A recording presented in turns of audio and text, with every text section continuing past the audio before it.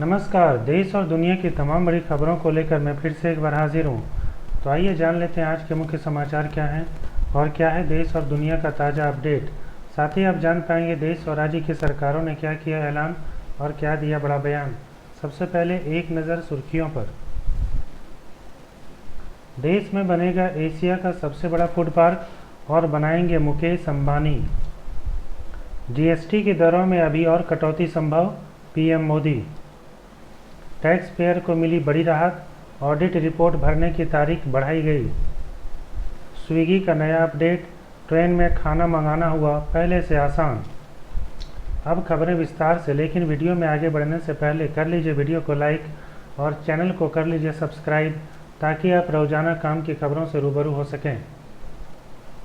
Reliance company की तरफ से सरकार के साथ एक समझौता किया गया है, वह भी 40,000 करोड़ का। भारत और एशिया के सबसे बड़े रईस मुकेश अंबानी की कंपनी रिलायंस इंडस्ट्रीज़ अब फूड सेक्टर में आगे बढ़ने जा रही है। इसके तहत रिलायंस कंपनी के द्वारा सरकार के साथ 40,000 करोड़ रुपए के एक समझौते पर हस्ताक्षर किए गए हैं। रिलायंस इंडस्ट्रीज़ के अध्यक्ष मुकेश अंबानी ने इस योजना की घोषणा अपनी वार्षिक आम बैठक में की थी। उन्होंने बताया था कि कंपनी एशिया के सबसे बड़े और आधुनिक फूड पार्क का निर्माण करेगी, जिसमें एआई संचालित ऑटोमेशन, रोबोटिक और टिकाऊ तकनीक का इस्तेमाल होगा। यह फूड पार्क भारत को फूड प्रोडक्शन और प्रोसेसिंग के सेक्टर में एक वैश्विक खिलाड़ी बनने की दिशा में एक बड़ा कदम होगा।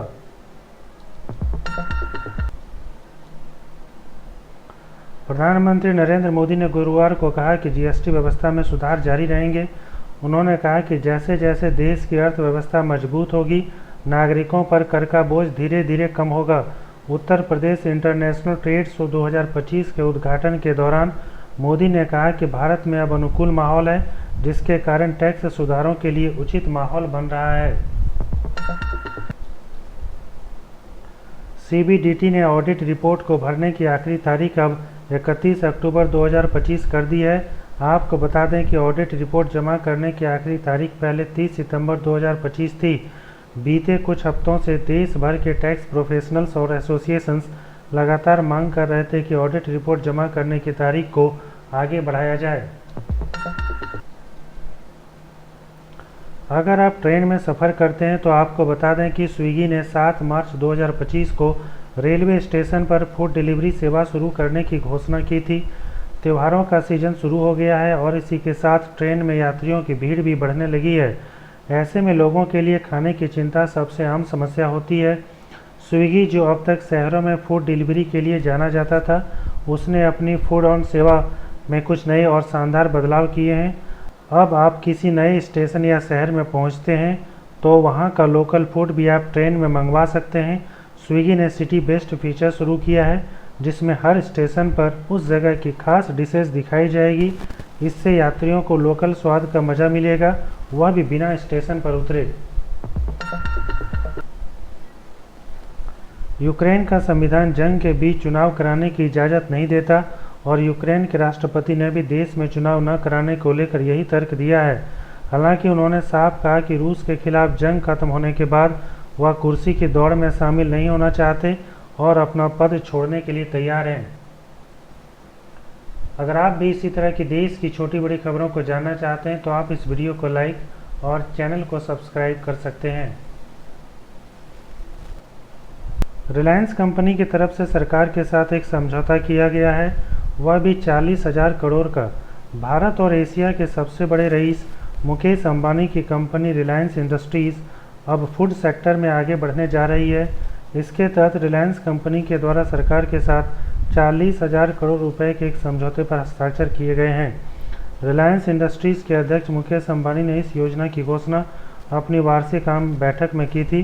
उन्होंने बताया था कि कंपनी एशिया के सबसे बड़े और आधुनिक फूड पार्क का निर्माण करेगी, जिसमें एआई संचालित ऑटोमेशन, रोबोटिक और टिकाऊ तकनीक का इस्तेमाल होगा। यह फूड पार्क भारत को फूड प्रोडक्शन और प्रोसेसिंग के सेक्टर में एक वैश्विक खिलाड़ी बनने की दिशा में एक बड़ा कदम होगा।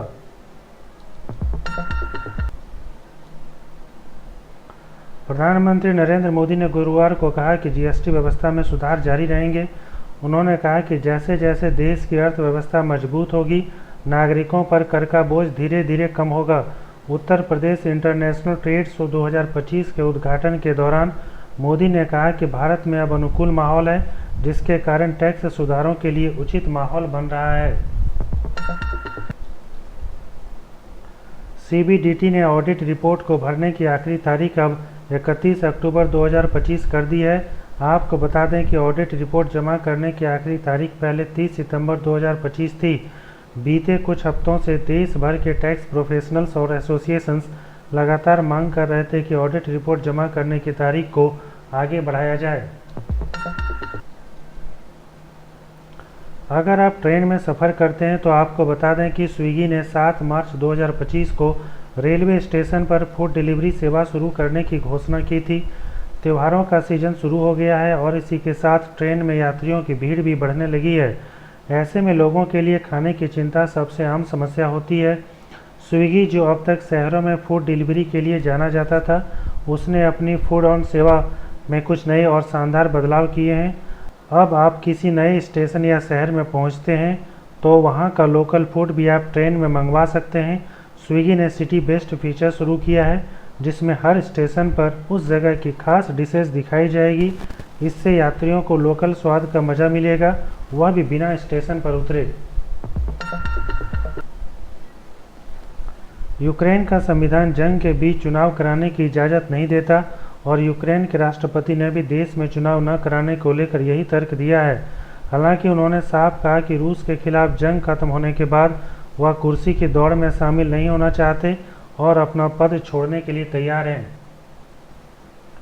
अगर आप भी इसी तरह की देश की छोटी बड़ी खबरों को जानना चाहते हैं तो आप इस वीडियो को लाइक और चैनल को सब्सक्राइब कर सकते हैं।